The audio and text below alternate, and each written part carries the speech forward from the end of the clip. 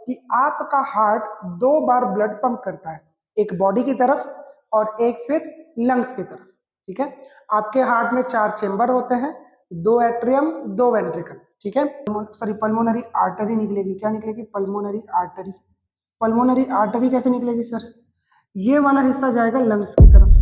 Hello to all my dear students, मेरा नाम है अभिषेक त्रिपाठी और हम हैं मोमेंटम कोटा क्लासेस भिलाई।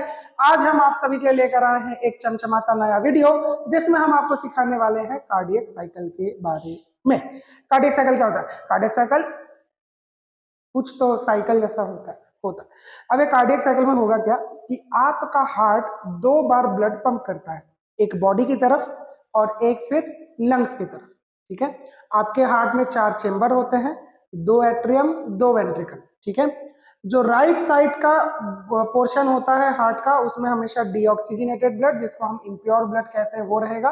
और लेफ्ट साइड में हमेशा ऑक्सीजनेटेड ब्लड, यानी कि जिसको हम लोग कहते हैं प्योर ब्लड, वो रहेगा। ठीक है, अब देखते हैं कि किस तरीके से साइकिल काम करता है। जब भी हम साइकिल वर्ड यूज करते हैं, हम कहीं एक जगह से शुरू कर सकते हैं। ठीक है, अब ये सिस्टोल विस्टोल जो लिखा है उसको समझाएंगे कि क्या लिखा है। पहले आप एक बात देख लीजिएगा कि आपकी बॉडी में ब्लड कहां से आता है? हार्ट से।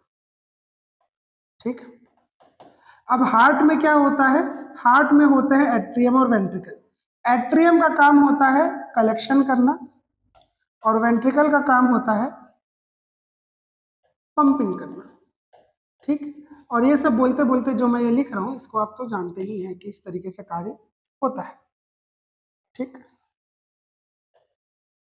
ये कुछ इस तरीके से काम होता है। ठीक है, अब देखो हमेशा क्या होगा, एट्रियम जो है चाहे वो राइट साइड का हो या लेफ्ट साइड का हो, यानी कि इस तरीके से ये हो गया राइट एट्रियम, ये हो गया लेफ्ट एट्रियम। ठीक है, अब राइट और लेफ्ट अपना नहीं देखना है, राइट और लेफ्ट पेशेंट का देखना है। ठीक है, तो राइट एट्रियम और लेफ्ट एट्रियम ये दोनों के दोनों केवल अपने ब्लड को कलेक्ट करेंगे और कलेक्ट करके वेंट्रिकल को पास कर देंगे। ठीक है, अब होगा क्या, वेंट्रिकल में ब्लड भर जाएगा। अब जो हमारा हार्ट है उसके राइट साइड से लंग्स की तरफ जाएगा ब्लड और लेफ्ट साइड से बॉडी की तरफ जाएगा blood, rest of the body. Body मतलब रेस्ट ऑफ द बॉडी। ठीक है, तो इससे क्या समझ में आया?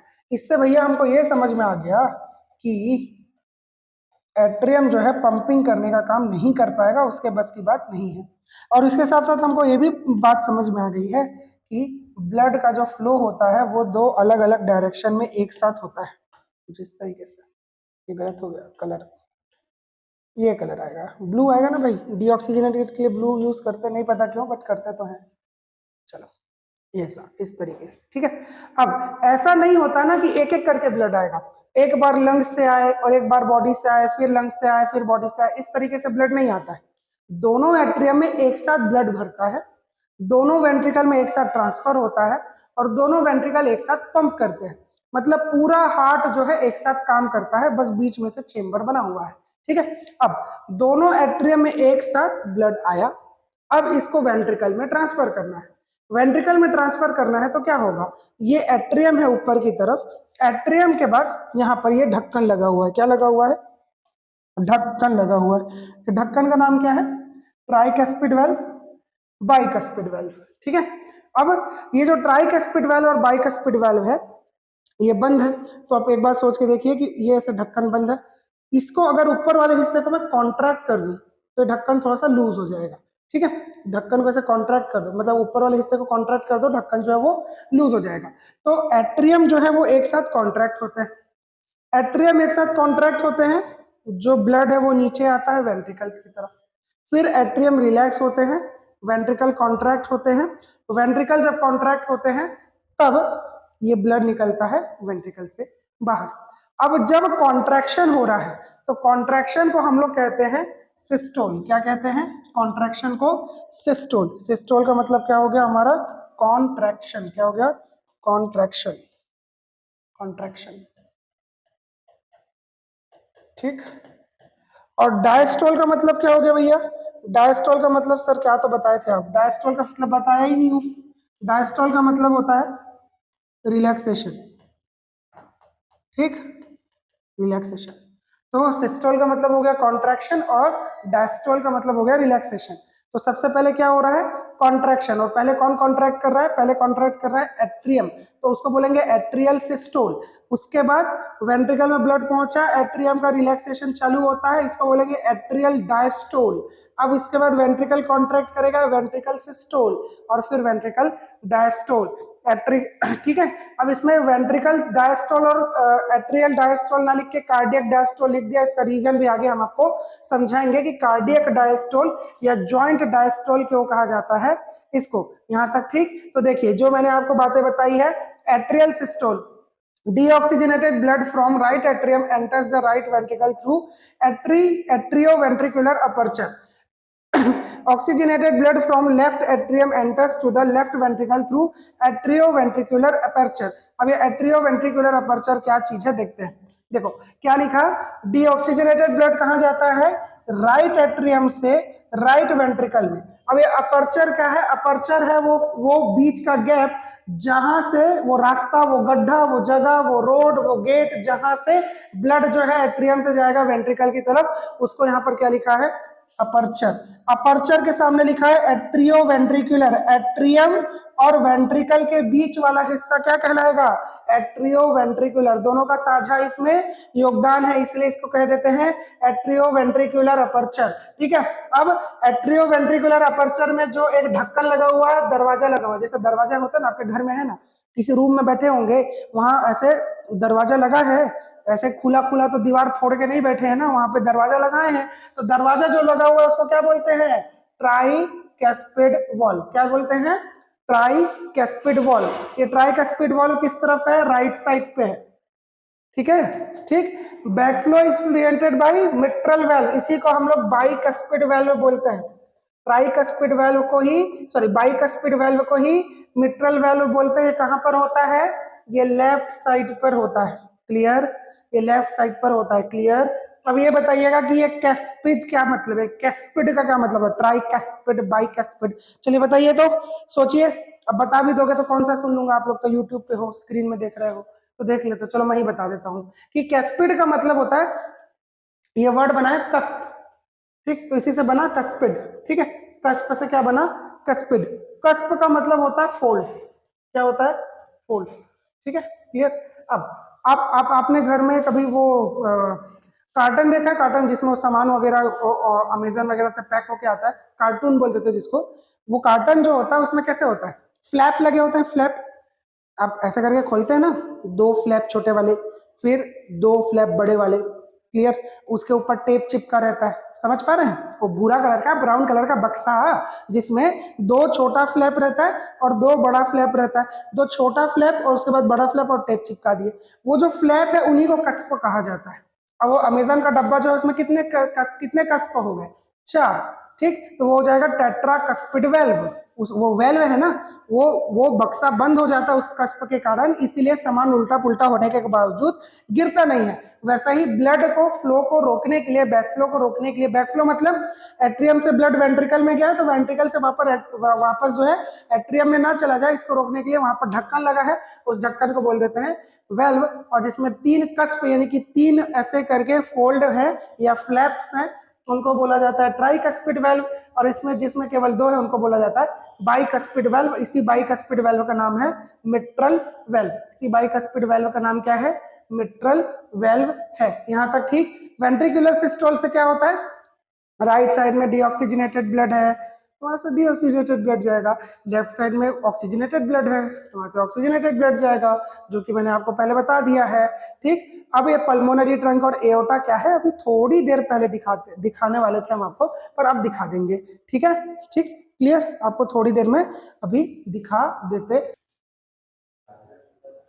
अब यहाँ पर और क्या क्या चीजें लिखी हुई है, deoxygenated blood from the right ventricle enters the pulmonary trunk. अब ये पल्मोनरी ट्रंक वाली बात बतानी है मुझे आपको। अब ये पल्मोनरी ट्रंक वाली बात जो है मैं यहाँ पर आपको बताता हूँ, इधर बताता हूँ, अभी 5वें नंबर पर है। ठीक है, चलिए।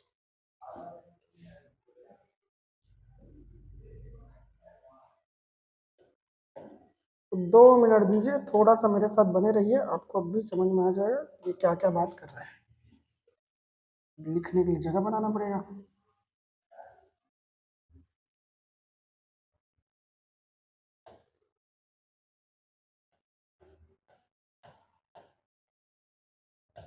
चल देखते हैं। अब अगर आप अपने हार्ट का डायग्राम समझने का प्रयास करें, कुछ इस तरीके का होगा। ऐसा भी बना सकते हैं, कोई दिक्कत नहीं, कुछ नहीं है, देखो ऐसा भी बनता है, ठीक है। अब यहां पर एक वेल्व लगा है। ये वेल्व क्यों लगा है? ताकि ये जो ब्लड है ये जब नीचे पहुंचे तो ब्लड यहां से वापस ऊपर ना आ जाए, इसलिए यहां पर ये ढक्कन लगा है। इसी ढक्कन का नाम क्या रखें? इसी ढक्कन का नाम रखें ट्राइकस्पिड वेल्व। इस ढक्कन का नाम क्या रखें? ट्राइकस्पिड वेल्व, ठीक है। अब यहां पर एक ढक्कन लगा है, इसी का नाम अभी क्या रखें हम लोग? Mitral valve. क्या रखें? मिट्रल वेल्व, ठीक। अब देखो ये जो हिस्सा है यहां से पल्मोनरी वेन निकलेगी। क्या निकलेगी? पल्मोनरी आर्टरी निकलेगी। क्या निकलेगी? Pulmonary artery. पल्मोनरी आर्टरी कैसे निकलेगी सर? ये वाला हिस्सा जाएगा लंग्स की तरफ। लंग्स के लिए वर्ड होता है पल्मोनरी। और क्योंकि ये ब्लड वेसल हार्ट से एक बॉडी पार्ट तक अपने ब्लड को लेके जा रही है, इसलिए हम लोग इसे कहेंगे पल्मोनरी आर्टरी, जिसमें डीऑक्सीजनेटेड ब्लड फ्लो कर रहा है, ठीक। जहां पर ये डीऑक्सीजनेटेड ब्लड फ्लो कर रहा है, इसको थोड़ा बेटर तरीके से बनाते हैं, थोड़ा सा देखते हैं, ठीक है। देखिएगा कि क्या होगा। यहां पर लंग्स अपने पास दो हैं, तो एक राइट साइड का लंग होगा और एक लेफ्ट साइड का लंग होगा। तो कुछ इस तरीके का स्ट्रक्चर बनेगा कि नहीं? ठीक। तो ये हो गया राइट पल्मोनरी आर्टरी, ये हो गया लेफ्ट पल्मोनरी आर्टरी। और ये जो हिस्सा है, ये जो निकलते साथ एक कॉमन चेंबर बना है, इसे बोलते हैं पल्मोनरी ट्रंक। क्या बोलते हैं? पल्मोनरी ट्रंक, ठीक है। और यहां पर फिर एक ढक्कन होगा, सेमी ल्यूनर वेल्व। क्या होगा? Semi lunar valve, semi lunar valve, ठीक है। चलिए अब इसके बाद इस तरफ से निकलेगा क्या? एक बड़ी सी आर्टरी, पूरी पूरी पूरी बॉडी की सबसे बड़ी आर्टरी, जिसको बोलते हैं एओर्टा। क्या कहते हैं इसको? एओर्टा। और यहाँ पर भी एक ढक्कन लगा हुआ है, इसको भी बोलते हैं सेमील्यूनर वेल्व। इसको भी क्या बोलेंगे? सेमील्यूनर वेल्व। अब इतना अगर हम लोग बना लिए हैं तो बाकी का भी बना के देख ही लेते हैं कि जो इस तरफ के एट्रियम में इम्प्योर ब्लड आएगा वो आएगा सुपीरियर वेना कावा और इंफीरियर वेना कावा से। Superior vena cava, inferior vena cava, यानी कि हार्ट के ऊपर से एक बड़ी सी वेन आएगी, उसको बोलेंगे सुपीरियर वेना कावा, जो हार्ट के ऊपर जितने ऑर्गन है वहां से ब्लड लेके आएगी। और हार्ट के नीचे से एक बड़ी सी वेन आएगी, उसका काम होगा हार्ट के नीचे जितने भी ऑर्गन है उनसे इम्प्योर ब्लड लेके आना। तो सुपीरियर वेना कावा और इंफीरियर वेना कावा होती है। इसके बाद इस तरफ होती है एकदम मस्त सी चीज, जिसको बोलते हैं पल्मोनरी वेन। क्या बोलेंगे इसको? पल्मोनरी वेन, पल्मोनरी वेन, ठीक है। ये वेन क्यों है? क्योंकि ये लंग्स यानी कि एक बॉडी पार्ट में से हार्ट तक ब्लड को लेकर के आ रही है, इसीलिए। अब आपको समझ में आ गया होगा कि उस वाले स्लाइड पर क्या लिखा हुआ था, ठीक है। चलिए, जैसा कि लिखा हुआ है, deoxygenated blood from the right ventricle enters the pulmonary trunk which carries blood to lungs for oxygenation. Oxygenated blood from left ventricle enters the aorta which carries blood to all parts of the body. The action potential from the SAN, अब ये क्या चीज है इसको समझते हैं। कि आपको मालूम होगा कि हमारा जो हार्ट होता है, हमारा जो हार्ट होता है, इसके यहाँ पर मायोकार्डियम फाइबर बहुत ज्यादा मॉडिफाई हो जाता है और इस जगह को बोलते हैं एस ए नोड। तो कुछ इस तरीके से बनेगा, देखिए क्या होता है, एस ए नोड है, उसके बाद यहाँ पर एक और नोड होता है, गांठ होती है, जिसको एवी नोड बोलते हैं। एस ए नोड और एवी नोड इस तरीके से कनेक्टेड होते हैं, जिनको नोडल ट्रैक्ट कहा जाता है। कहते हैं नोडल ट्रैक्ट, ठीक। अब नोडल ट्रैक्ट में से जो सिग्नल है वो नीचे की तरफ जाएगा, नीचे की तरफ मतलब यहां से ऐसे जाएगा, और इसके बाद जो सिग्नल है वो इस तरफ जाएगा ऐसे। तो ये बन गया हमारा नोडल टिश्यू, इसको क्या बोलते हैं? Nodal tissue. अब आप बोलोगे सर ये क्या चीज है ऐसे नोड वैसे नोड, तो एक बात समझिएगा कि अगर किसी भी चीज का कॉन्ट्रैक्शन करना है, रिलैक्सेशन करना है, किसी भी तरीके का सेंसेशन चालू करना है, तो उसमें इम्पल्स की जरूरत होती है। हमारी बॉडी में इम्पल्सेस जो होते हैं वो इलेक्ट्रिक करंट के फॉर्म में जनरेट होते हैं, और इलेक्ट्रिक करंट जो है वो सोडियम पोटेशियम पंप से शुरू होता है। ये जो लीकी चैनल्स और जो वोल्टेज गेटेड चैनल्स होते हैं, ये मिलकर आयंस का इम्बैलेंस करते हैं, जिसके कारण इलेक्ट्रिक करंट जो है वो शुरू हो जाती है। अगर इसको आपको अच्छे से समझना है तो न्यूरल कंट्रोल एंड कोऑर्डिनेशन वाला चैप्टर देख लीजिएगा।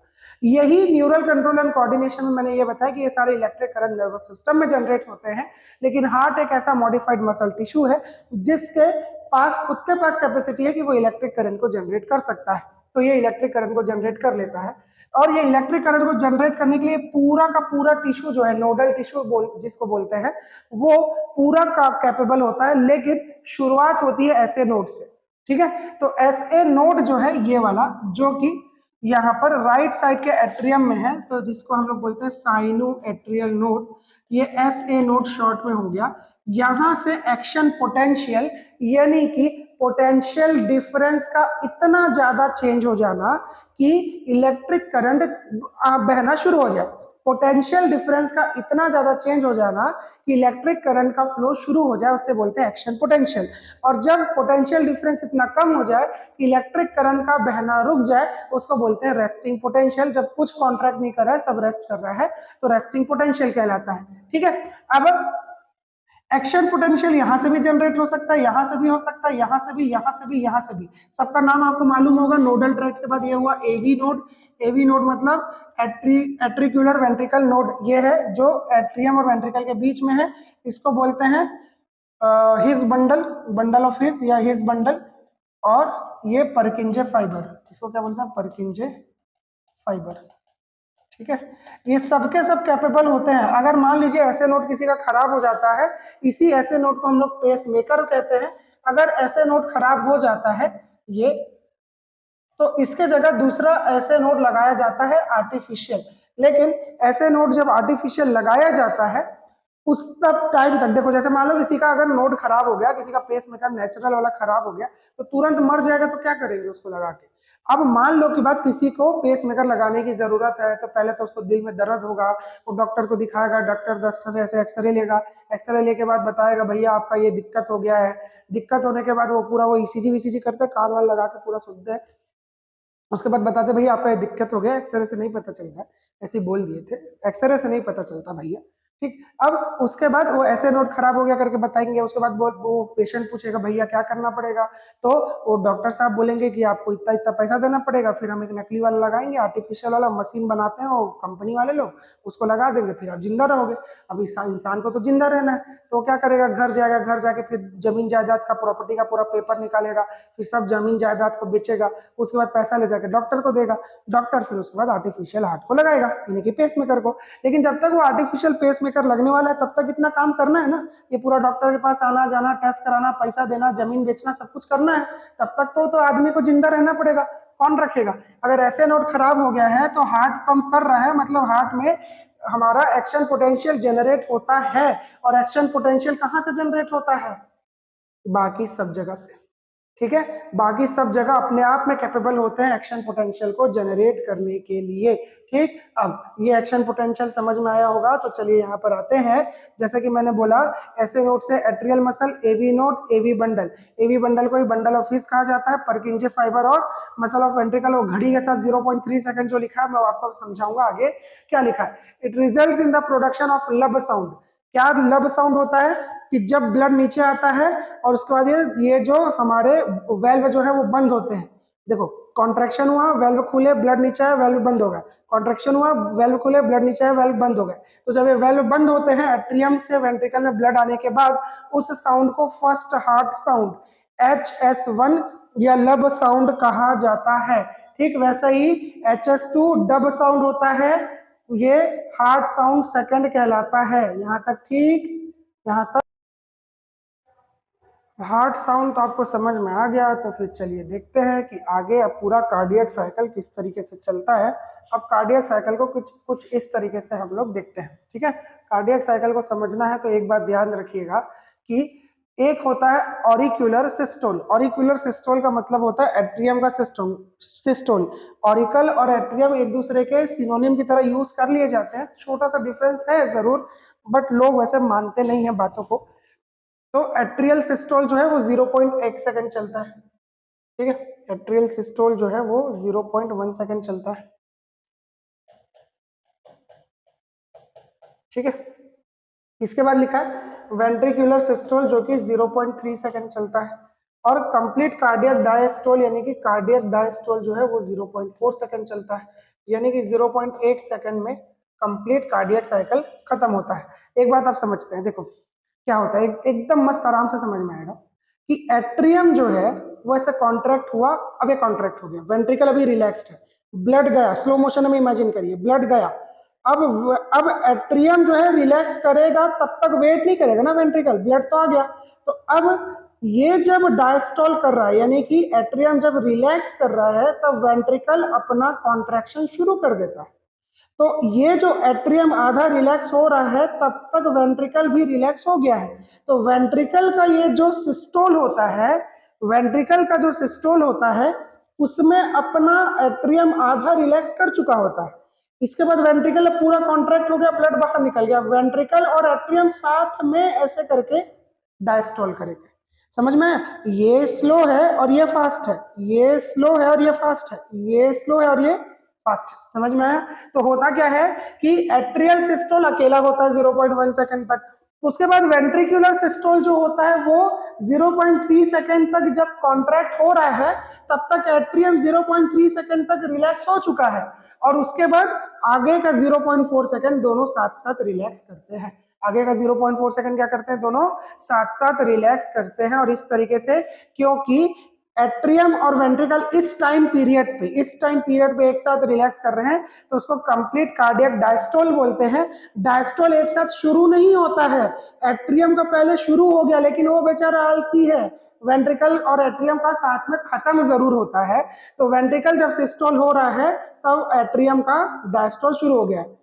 एट्रियल सिस्टोल, देखिए ऐसे, atrial systole, ventricle diastole, atrial systole, ventricle systole, atrial diastole एक साथ हो रहा है। देखिए क्या क्या हो रहा है, एट्रियल सिस्टोल, वेंट्रिकल सिस्टोल हो रहा, इसी के साथ एट्रियम का डायस्टोल हो रहा है, ये बंद हो गया, ये बचा हुआ है अभी भी, अब ये दोनों साथ में होंगे, ठीक है।